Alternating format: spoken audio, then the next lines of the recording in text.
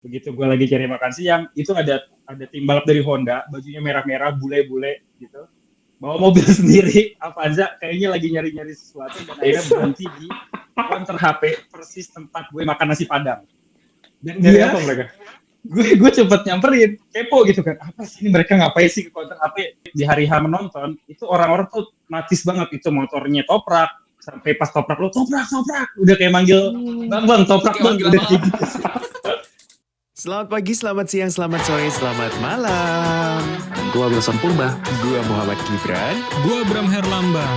Balik lagi di Jurnopods, cerita jurnalis Di podcast. Halo, selamat pagi, siang, sore, malam. Apa kabar semuanya? Tentu sehat-sehat lah ya. Meski angka COVID-19 menurun, tapi semoga kita semua sehat-sehat. Balik lagi ada gua Wilson Purba.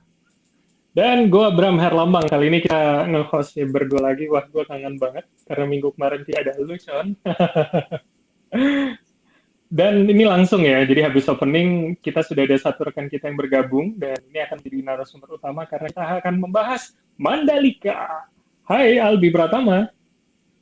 Halo, selamat pagi, selamat siang, selamat sore, selamat malam semuanya. Terima kasih sudah mengundang. Kita mau ngobrol-ngobrol nih ya. Iya, nah Bi, lo kemarin kan berarti di Mandalika berapa lama tuh liputannya Mandalika? Liputan Mandalika totalnya 7 hari ya, seminggu. Dari tanggal 17 berangkat, pulang baru kemarin tanggal 23, dan hari ini sebenarnya lagi karantina. Jadi setelah dinyatakan aman, baru bisa pulang ke rumah nih. Lumayan sih di sana, tinggal gosong-gosong muka aja nih. Meski dalam negeri ada karantinanya ya? Ada karantinanya. Kebetulan sama kantor dikasih 1 hari karantina buat mastiin kalau kita tetap sehat, dan alhamdulillah sehat-sehat aja sampai hari ini.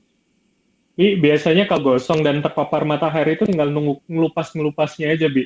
Jadi tunggulah seminggu gitu ya? muka lo. Harus siap-siap tuh kayaknya, nggak bisa on cam dulu tuh. Iya. Habis ini baru facial-facialan kali kita ya. Asik. Bi, ini gue pengen masuk dari ini, Bi. Ini yang terbaru dari berita Mandalika hari ini adalah seorang dukun mempolisikan netizen karena dianggap gagal menghalau hujan. Ini kan maksud gue sebuah sidebar yang wow sekali ketika WSBK sudah ditutup ternyata masih ada lanjutannya. Ini menjadi salah satu isu yang kemarin rame, lu dengerin nggak selama lu di sana soal hujan, drainase, soal genangan, gimana nih, Bi? Jujur ya, emang sebenarnya Mandalika ini cukup ramai jadi pembincangan masyarakat, tidak hanya di Lombok gitu, tapi juga kita di seluruh Indonesia gitu kan. Dari awal sebelum mulai pun udah banyak kisah-kisahnya kalau kita tahu, mulai dari unboxing motor yang ternyata ilegal, ya kan, terus dari apalagi tuh Marshall yang ternyata mogok kerja, sampai sana pun masalah-masalah dan hal-hal menarik tuh masih ada gitu. Termasuk salah satunya yang hari ini rame, pawang hujan yang menggugat ke polisi karena dibully gitu sama netizen gitu ya. itu the best banget. Hidup pawang hujan. Tapi emang jujur, pada saat kita, kenapa mungkin pawang hujan itu dibully, mungkin karena 2 hari pelaksanaan race WSBK itu di hari Sabtu dan Minggu 20-21 November itu hujan emang turun deras banget. Di race untuk kelas USBK-nya kan, karena memang di sana ada 3 kelas ya kan, ada yang 250 Asian Talent Cup, terus WSS P600 sama yang USBK, dan di USBK-nya 2 hari berturut-turut itu hujan. Jadi ketika ada pawang hujan itu muncul di media sosial viral, jadinya dia jadi korban gitu. Padahal pada saat hari H itu, hari Sabtu atau hari Minggu tuh nggak kelihatan sama sekali ada pawang hujan. Kita lihatnya malah modifikasi cuaca, ada pesawat Hercules TNI AU tuh muter-muter dari pagi, itu katanya kan nebar garam ya, NaCl gitu buat modifikasi cuaca. Nah, kita tuh nggak lihat sama sekali soal pawang hujan itu. Nah, pembelaannya si pawang hujan itu kan katanya itu pas eventnya Presiden Jokowi, dan pas Presiden Jokowi itu emang hujan, tapi tiba-tiba reda. Nah, kita nggak tahu tuh sebenarnya pada saat kita di sana dia direkrut lagi atau enggak itu. Cuman kocak aja ketika disangkut pautin sama hujan yang 2 hari berturut-turut itu, pawang hujan sampai dibully, itu lucu sih. Tapi biasanya kan pawang hujan itu undercover gitu ya. Ini kali ini dia muncul permukaan ya. Gerah kali ya dibully mulu ya. Mungkin ya. Tapi soal pawang hujan ini sebenarnya pernah di-mention sama Gubernur NTB langsung ya, sama Bang Zulkifli Mansyah itu. Kalau di hari Rabu itu kan ada wawancara sama Zulkifli Mansyah. Katanya gimana nih Pak soal cuaca di Mandalika yang kemarin hujan, terus Pak Bang Zul itu Gubernur NTB bilang kita ada dua cara nih, ada cara soal modifikasi cuaca dengan semai garam di langit, yang kedua kita punya lah yang namanya teknologi alam gaib yaitu pawang hujan. Itu jadi benar-benar diakui punya dan ada dipakai untuk event WSBK loh. Jadi ya wajar aja kalau tiba-tiba muncul itu nama pawang hujan di media sosial sih, nggak heran. Tapi iya sih, selain Betul. pawang hujan, gue juga ada baca berita dan gue nerima berita dari kontributor gue karena sebelum itu ada ritual untuk mengusir roh jahat. Jadi mereka di depan WSBK itu di depan stadion sirkuit itu mereka beneran ritual. Gue lihat gambarnya, mereka itu motong ayam, ada ayam yang entah dibakar entah dipanggang, gue nggak ngerti. Ada kayak gitu, terus mereka keliling duduk gitu, dan ya gue nggak denger atmonya full sih, tapi kayak yang disampaikan ya baca-bacaan doa gitu. Gue kayak ya mungkin karena masyarakat Indonesia cukup kental ya dengan seperti itu, gue kayak wow, ini sidebarnya sungguh menarik sekali. Tapi waktu lo di sana, apakah memang lo menyaksikan ada warga yang juga berpartisipasi nggak atau melakukan hal itu nggak, Bi? Kalau lihat warga yang berpartisipasi untuk nonton sih banyak, tapi kalau untuk lihat dia ngasih tahu ada pawang hujan atau enggak, atau ritual-ritual berdoa gitu sih kayaknya nggak. Ya paling kayak kita nonton, aduh mau hujan nih, mendung nih, semoga dimention pawang hujan, semoga pawang hujannya kerjanya bagus ya gitu, bisa geser. Terus ketika ada angin, wah ini kerjanya pawang hujan nih, itu awannya bergerak tuh gitu. Kayak suges gitu loh, itu kocak gitu, di dalam sirkuit. Jadi kita nonton event internasional, ya kan WSBK isinya londo-londo gitu, bule-bule. Rasa kegaiban kita tuh masih tinggi gitu. Pawang hujan nih kerjanya gitu. Indonesian signature ya. Bener, dengan kearifan lokal gitu, WSBK kearifan lokal. Teknologi orang bule ditambah dengan ilmu alam gaib Indonesia. Bi, ada tanggapan bule nggak sih, Bi, yang lu lihat misalkan mereka tercengang gitu ngeliat segala ritual itu, Bi? Jujur karena pada saat gue datang di sana itu nggak ngelihat aktivitas pawang hujannya itu, jadi gue nggak mendengar sesuatu dari mereka yang datang gitu. Jadi ya mereka cuma komentar soal sirkuit, soal masyarakat, soal alam yang di sana kayak gimana. Tapi kalau soal ritual-ritual kayak gitu enggak sih, karena emang kebetulan juga gue nggak ngelihat kayak gitu. Nah, tapi ada juga yang viral itu, jadi mereka itu, si bule-bule itu ketika hujan, mereka itu mandi hujan. Dan itu tuh netizen Indonesia tuh seneng gitu loh. Karena kayak, ya mungkin karena mereka bule kali ya, jadi kayak mandi hujan, si bulenya seneng.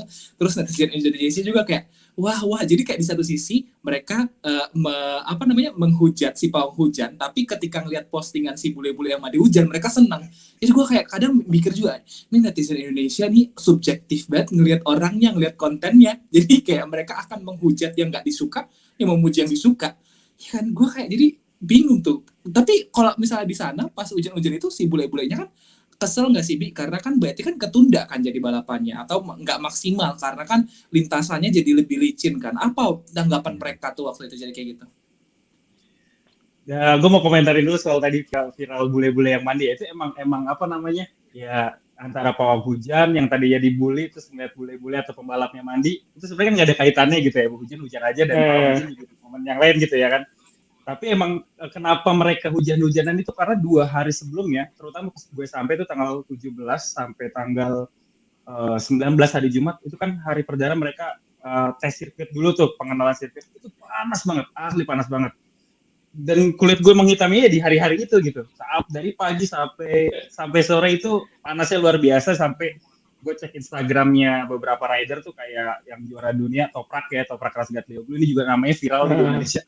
Itu bawa kolam dari balon, berendam di pedoknya dia. Terus teman satu timnya Andre Locatelli itu beli baskom yang biasa buat sidukan air di Indonesia tuh, berendam di situ saking panas. Gue lihat itu, gue lihat sih.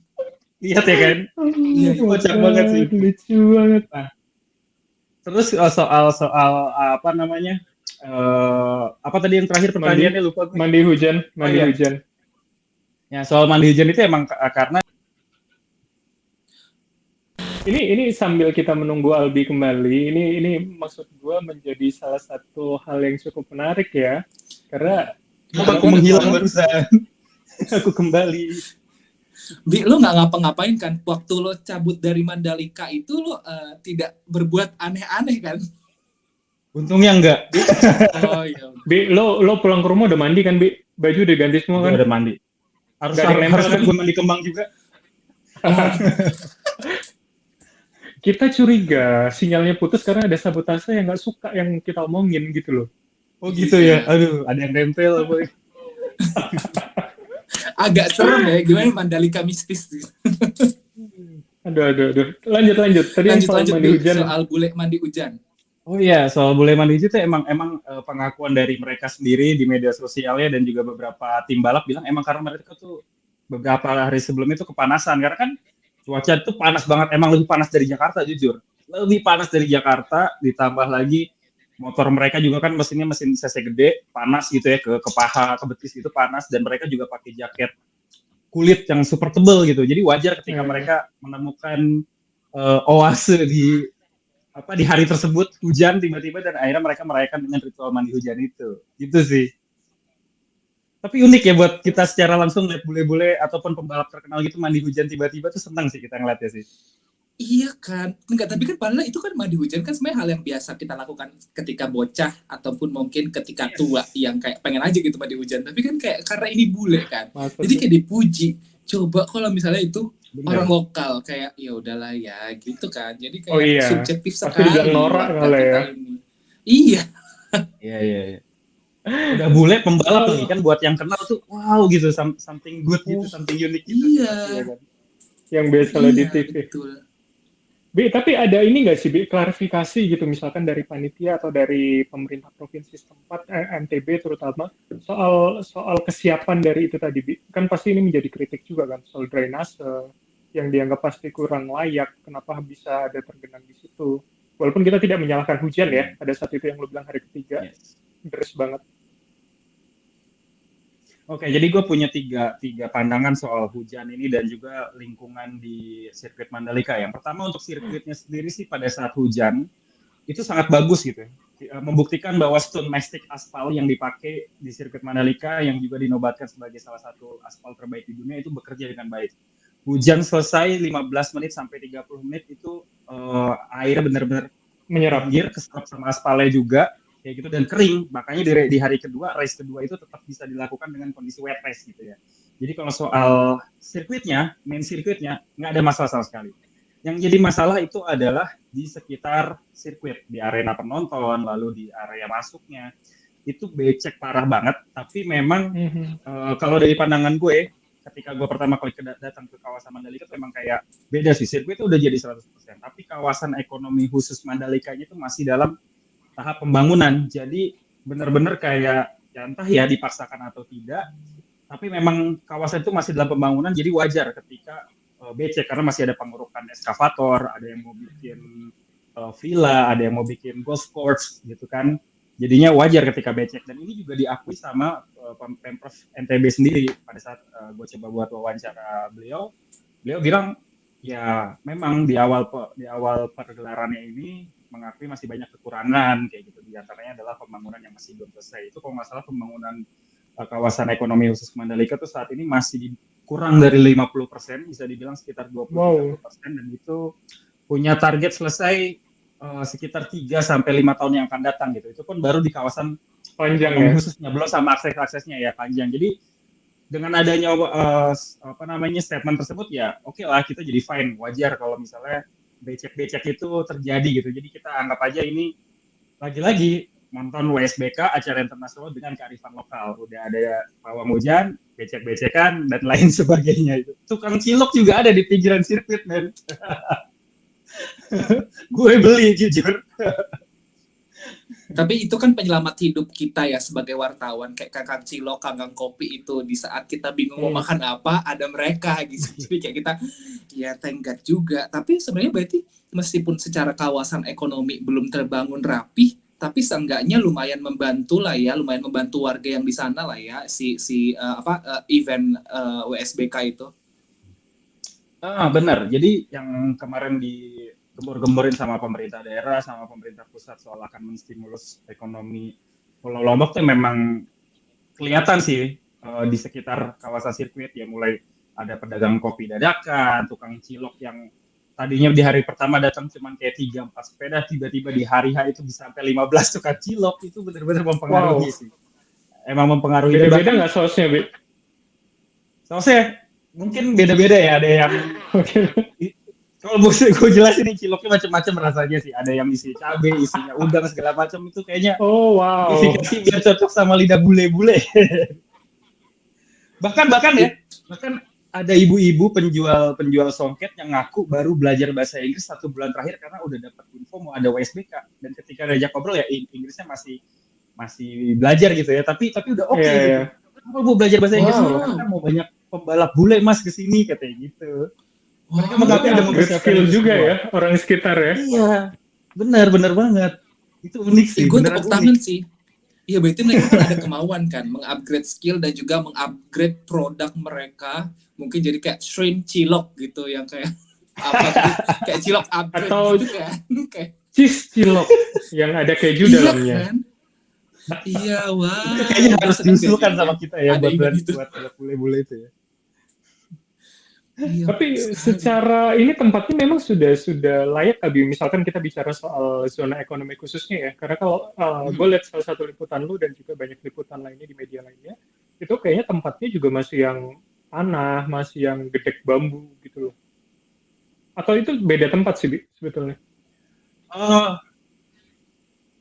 Satu kawasan jujur, di satu kawasan. Jadi sebenarnya kalau dilihat-lihat dari kemarin sih kawasan ekonomi khusus ini cuman kelihatan aksesnya itu sudah diperbarui dari arah bandara sampai ke kawasan Mandalika. Nah, tapi untuk kawasan Mandalika sendiri itu masih pembangunan besar-besaran. Yang udah jadi itu hanya sirkuitnya aja. Kayak gitu. Jadi bisa dibilang begitu turun impresinya kayak wow, bagus jalannya gitu. Sampai lingkaran tulisan welcome to Mandalika gitu. Tapi pas masuk sirkuitnya, oh man, becek ya kayak gitu.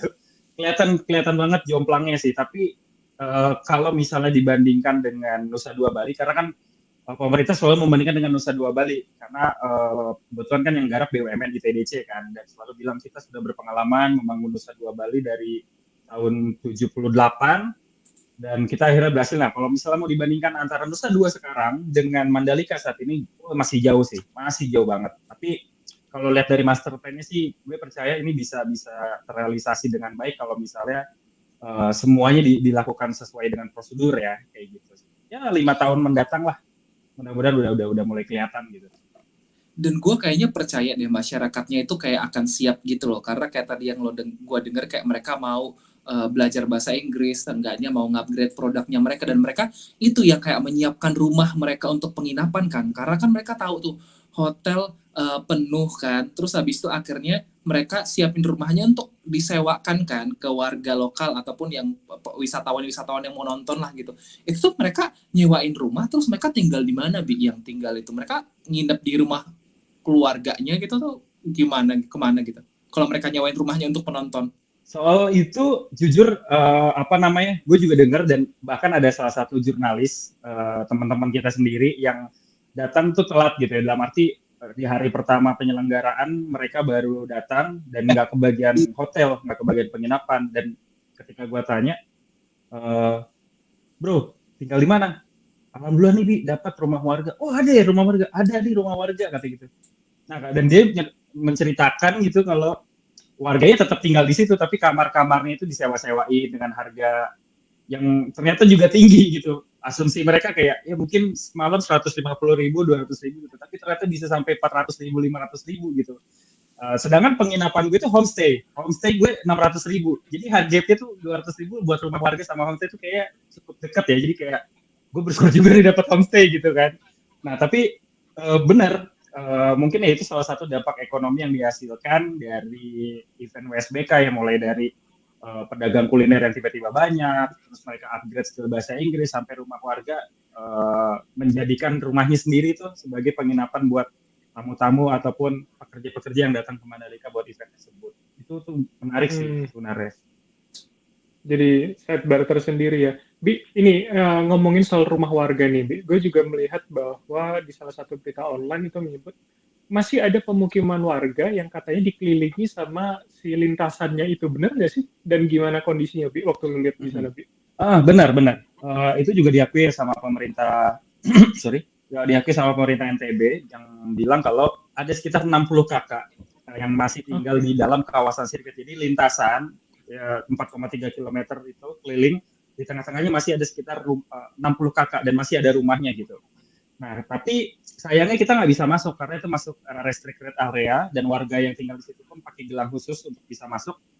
Gue coba cari warganya, memang nggak ketemu. Padahal gue udah coba tungguin di pintu masuk akses buat ke rumah mereka, tapi sayangnya nggak ketemu sama mereka. Tapi dari penjelasan Pemprov sendiri sebenarnya adalah rumah mereka itu sudah secara pengukuran, secara harga itu sudah disepakati gitu. Hanya tinggal pembayarannya aja yang belum dilakukan. Nah, ya tapi karena acara sudah terlanjur berlangsung gitu dan mereka juga mungkin merasa ini acara udah berlangsung kok, tapi gue belum mendapat penggantian gitu ya. Jadinya ada sedikit demo kecil lah. Tapi Pemprov dan juga TDC itu menjanjikan akan segera menyelesaikan masalah tersebut gitu. Karena mayoritas itu sudah diganti dan hanya tinggal 60 kakak yang ada di tengah sirkuit itu sendiri gitu.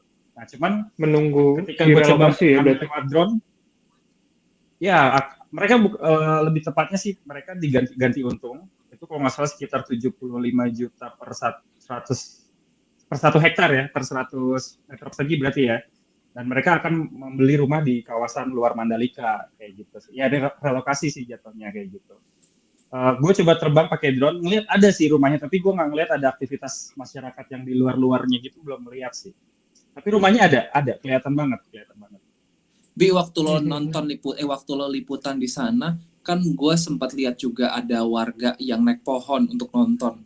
Lo ketemu nggak orang-orang Cara itu nonton, yang manjat cara pohon? nonton bola ya. Enggak, Iya. tapi iya. Sebelum berangkat itu kan viral kan, jadi itu udah viral pas gue mau berangkat karena itu orang-orang yang nonton Asian Talent Cup 1 minggu sebelumnya gitu. Dan gue sama kameramen gue udah rencanain, bro, kayaknya kita liput ini lucu nih gitu. Sampai ada yang naik ke atas bukit juga ada kan. Nah, tapi kita pengen nyari yang naik pohon dulu. Tapi sayangnya pas kita sampai sana, pohonnya udah ditebang semua. Jadi kita nggak akan lihat hal itu. Tapi untuk warga yang antusias nonton dari atas bukit, itu masih ada sampai kita di hari H. Iya, wow. Tapi seru sih, gue jadi pengen sih ke sana. Seru sih ya. Dan gue seneng sih fasilitas Indonesia ternyata, maksudnya meskipun masih ada rumah ya di tengah-tengah situ, kayak wow, entah itu sebuah keuntungan atau sebuah musibah bagi mereka. Tapi gue denger dari cerita lo, gue bangga sih kayak punya Stadion Mandalika ya, kayak menarik aja, mantep aja gitu. Walaupun ini ya, orang kita kan memang harus di-trigger dulu gitu loh untuk membuat sesuatu. Kalau nggak ada eventnya masuk ke Indonesia, kayaknya mungkin nggak akan bangun juga gitu loh. Pada saat awal kawasan sirkuit itu dibangun, pengakuan dari masyarakat sekitar, khususnya pedagang-pedagang sih kayak underestimate gitu, ngapain lah gitu. Ntar yang datang kan orang-orang bule, nggak mungkin mereka mampir ke tempat kita kayak gitu kan. Tapi ternyata apa yang mereka anggap itu berbalik 180 derajat gitu loh. Banyak. Jadi gue punya cerita nih, dan itu terbukti sama yang gue lihat sendiri gitu. Jadi begitu gue datang ke sana tanggal 17 itu tim balap itu tim balap udah pada datang ke Mandalika gitu kan. Begitu gue lagi cari makan siang, itu ada tim balap dari Honda, bajunya merah-merah, bule-bule gitu. Bawa mobil sendiri, Avanza, kayaknya lagi nyari-nyari sesuatu dan akhirnya berhenti di counter HP persis tempat gue makan nasi Padang. Dan Nyari apa mereka? Gue cepet nyamperin, kepo gitu kan, apa sih ini mereka ngapain sih ke counter HP? Ya, emang tahu provider yang paling bagus di sini apa gitu kan? Karena emang counter HP jual tulisannya 5G gitu lah. Gue deketin, gue tanya, tapi gue lihat ngobrolin nyari kartu apa yang paling bagus di sini. Dan itu satu tim nongkrong semua di situ terus kasih tahu, gue nemu nih tempat buat beli kartu provider yang bagus. Gue Sherlock ya. Itu nggak lama mobil-mobil dari tim Honda itu datang semua ke situ numpuk. Itu lucu sih. Dan itu artinya kan berdampak ya. Yang tadinya mereka mikir orang bule ngapain ke sini, akhirnya ternyata datang beneran kayak gitu loh. Keren. Tapi ada translatornya, Bi, atau mereka bahasa sebisa-bisanya bahasa gitu. Nah, kalau yang soal counter HP itu kayaknya sih ada pelajar kebetulan yang nemenin entah itu kakaknya gitu ya buat nanganin si bule-bule itu gitu. Jadi kayak ngelayanin ya walaupun bahasa Inggrisnya masih terbatas tapi udah saling nyambung gitu seenggaknya. Ditunjukin ini kartunya ini nih provider A, provider C gitu. tinggal milih aja tim balapnya itu. Lucu sih, menarik sih. Tapi Bi, Oh ya, sama tanggapan satu lagi. keseluruhan. Pernah lihat Oh ya, nggak ini selain lanjut. viral KFC 6.000? Gua enggak. Coba Ada pedagang Yang- kaki lima jual Tahu. 6.000. Nah itu, Oh, oke, KFC. Nah. Terus. itu tuh gue juga ngelihat gitu. Pada saat tim-tim balap itu ada di situ, mereka beli kayak ini beneran KFC nih gitu. Kayak gitu tuh. Tapi kocak. kayaknya apa, Bi? Kan bukan Lokasinya deket Kentucky sama dong pasti. Kotrate, gue makan nasi padang dan gue nggak tahu nggak ada singkatan di tapi tulisan KFC 6.000 dan itu bule-bule beli pakai kertas gorengan kayak gitu terus ayamnya masukin gitu. Kayak Sabana ya, kayak Sabana. Cemil-cemil gitu. Iya. Seneng banget warga kita ternyata bisa berinovasi dengan sangat baik ya. Dan bisa Kayak Sabana. beradaptasi. Udah dengan keren-keren cepat misalkan untuk- pakai posting balap nih buat ngurusin motor segala macam. Makanya KFC yang kertas gorengan gitu. Iya. Ya, semoga itu ini ya, semoga itu impresi yang diberikan positif ya. Karena kan itu bawa nama brand ya. Dan brandnya cukup besar yang ada di berbagai belahan dunia ya. Nanti dia Jangan sampai pulang. mereka kayak, wow, KFC di Indonesia hanya berapa murah, hanya 6.000 gitu. Kayak hanya Enggak, substansi tapi kan gitu kan. tapi kan itu ramah lingkungan. Mereka tidak pakai plastik. Oh, iya, Mungkin betul. itu yang diceritakan. Ya nggak sih? Harapan kita semoga ya. Nah, Bi, ini masuk ke salah satu yang viral dan ramai juga adalah juaranya, Bi. Selain kemudian juaranya ini adalah orang baru, pemain baru gitu. Namanya ini kan Toprak gitu. Ini cukup terkenal, akhirnya cukup menarik banyak perhatian publik nih, Bi. Gimana di sana keriuhannya? Dan katanya dia tahu juga arti ketoprak ya, Bi.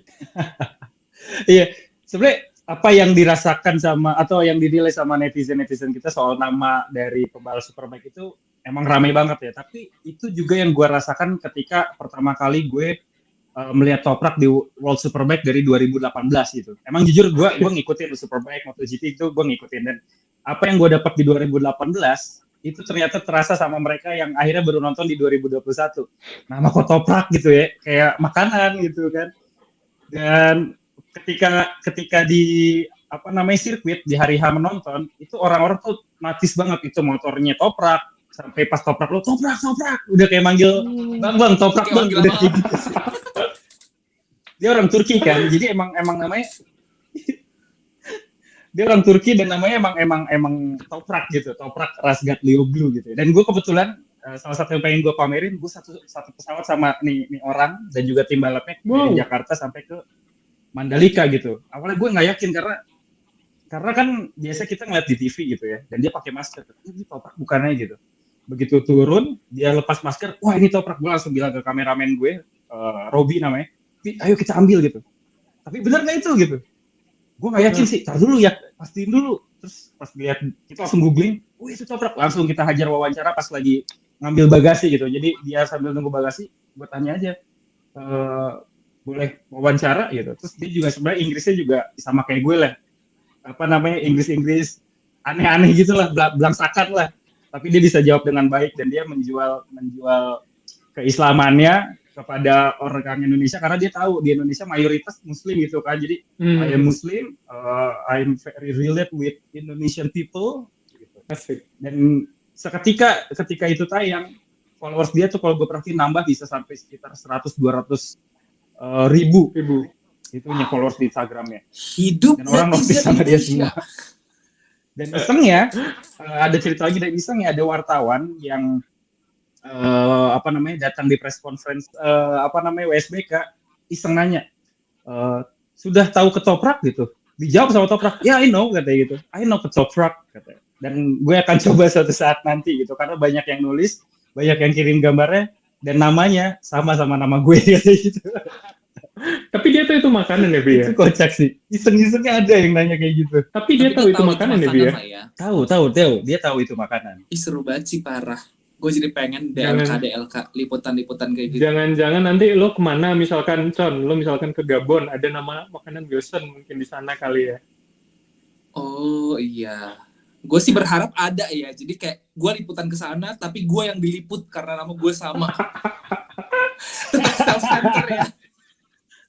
Kayak semua pusat perhatian harus ke gue. Kalau gua ke Madiun aja udah ada yang mirip kan, Brem gitu loh. Jadi nggak usah jauh-jauh keluar negeri kalau gue. Bi, ini terakhir Bi. Ya. Bi, terakhir Bi. Akan ini nggak sih Bi? Secara sirkuit ini kan masih dalam tahap pembangunan. Ketika nanti katanya MotoGP juga akan ada di Indonesia, di Mandalika, kesiapannya akan seperti apa sih Bi nanti Bi menurut lo Bi dengan berjalannya waktu? Guys, maafkan Itu koneksi aja gue mereka. nggak stabil dan gue bergabung lagi. Santai-santai nggak apa-apa. Tadi kita beranggapan Oke. mungkin tukang ketopraknya itu juga adalah seorang pawang hujan dan Dukun. dukun gitu. Jadi disabotase Sabotase untuk yang kedua lagi. kalinya. Gue jawab pertanyaan Bram sedikit ya, habis itu lanjut ke Abi. Gue optimis sih karena kayak Oke. mereka aja menyambut USBK ini pol-polan gitu loh, warganya maksimal untuk apa ya, memberikan yang terbaik. Mereka juga berinovasi, bisa beradaptasi gitu. Jadi ketika MotoGP sih gue beroptimis banget sih kalau misalnya akan lebih baik, apalagi kalau misalnya nanti kayak sentra ekonominya sudah terbangun gitu, meskipun Iya, mungkin belum betul. maksimal ya, karena kan waktunya kan cukup dekat ya. Jadi menurut gue akan menarik sih, akan oke sih. Apalagi karena kayak, oh gue untung nih kemarin, gila gue untung sehari 2 juta karena jualan voucher, karena gue jualan nomor gitu. Kan yang lain akan mungkin ikut gitu. Tapi semoga harganya juga agak normal ya, jadi bule-bule itu nggak takut gitu mau beli lagi di Indonesia. Oke, itu pasti nanti dari luar kota banyak tuh yang merapat langsung ke Mandalika. Gimana Bi, setelah dari sana kemarin melihat progres pembangunan, lu optimis nggak untuk di MotoGP di 2022 besok? Kalau optimis pembangunan akan masif di 2022 sih, gue masih 50-50 ya gitu, karena ngelihat kalau dari pembangunan yang ada saat ini tuh masih kurang banget.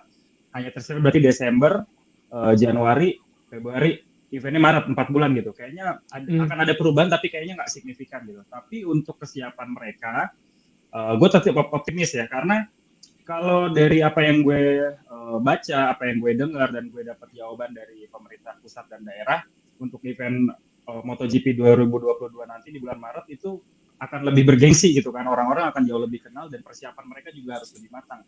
Sebagai contoh, di World Superbike kemarin, total kan ada 3.000 kamar hotel yang penuh semuanya dan ada 2.500 homestay yang juga semuanya sudah penuh. Tingkat okupansinya sampai 100%. Nah, mereka menargetkan di bulan Maret 2022 nanti, pas event MotoGP, akan ada sekitar 10.000 kamar. Jadi, dampak yang diterima bukan hanya di sekitar Mandalika aja, tapi juga sampai Mataram, sampai Senggigi, dan beberapa wilayah Lombok lainnya gitu. Jadi, harapannya untuk akomodasi, tempat tinggal, transportasi, dan juga pelayanan sih pengennya udah lebih maksimal ya. Maksudnya sudah mulai dipikirkan gitu, udah mulai disiapkan. Apalagi provider seluler tuh kemarin sempat down. Yang datang kan sekitar 25.000 penonton. Belum termasuk sama official, belum termasuk sama orang-orang yang pengen partisipasi di sekitar ya. Ya estimasinya kemarin hampir 60.000 orang lah yang datang, dan itu kayaknya masih kurang banget buat kita dapetin pelayanan yang maksimal di sana gitu. Jadi berharap sih 2022 nanti pemerintah pusat sama daerah bisa kerjasama lebih sinkron lagi buat setidaknya kita semua bisa terakomodir dengan baik dan masyarakat nggak bingung gitu ketika datang ke sana. Ya yang becek-becek mungkin masih ada, tapi harapannya nggak terlalu banyak lagi lah. Kayak gitu. Amin. Tapi optimis, jujur optimis penyelenggaraan MotoGP bisa berjalan lebih baik, lebih lancar lagi. Amin. Doa bersama. Karena ini tentu membawa nama Indonesia, Sean ya, di mata dunia. Iya, kan, betul. kayak gini. Dan semoga nanti kalau misalnya Albi kesana lagi liputan MotoGP, semoga dari kantor gue yang dikirim ya. Kayak bisa nggak sih, boleh nggak sih? Tapi kayak gue kalau misalnya gue berangkat gantinya banyak, susah.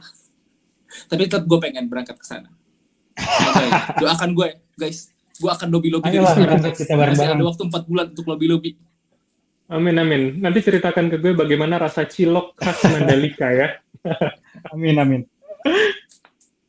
Oke, kalau gitu Albi, thank you banget udah mampir dan berbagi cerita selama pengalaman di sana, luar biasa. Ini mungkin nggak akan kita dapatkan di media kebanyakan ya, Chan ya, cerita-cerita di balik layar Albi seperti ini. Asik. Udah bisa dong kita bikin media baru kalau kita Terima kasih banyak juga cerita yang sudah lebih mengundang. menarik dari Albi. Ada arahnya Thank gue bingung you, nih, Chan Albi. ngomong apa. Oh ya udah, nanti semoga suara gue ketangkep ya, semoga audio gue jelas dan ketangkep, nanti dengerin ya.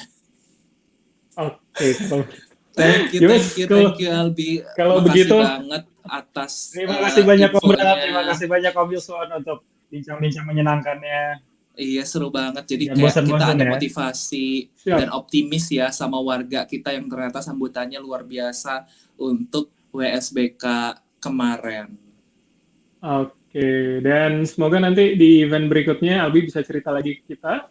Nggak cuman ke kita sebagai host di sini ya, Con, tapi juga pendengar dari Jurnopod di Spotify dan podcast lainnya, dan di penonton dari Total Politik juga tentunya dapat perspektif yang baru di balik layar seperti apa. Kalau gitu, Jurnopod episode kali ini sampai sini dulu. Gua Bram Herlambang. Gue Wilson Purba dan Albi Pratama. See you. Selamat pagi, selamat siang, selamat sore, selamat malam. Gua Wilson Purba. Gua Muhammad Gibran Gua Bram Herlambang Balik lagi di Jurnopods, cerita jurnalis di podcast.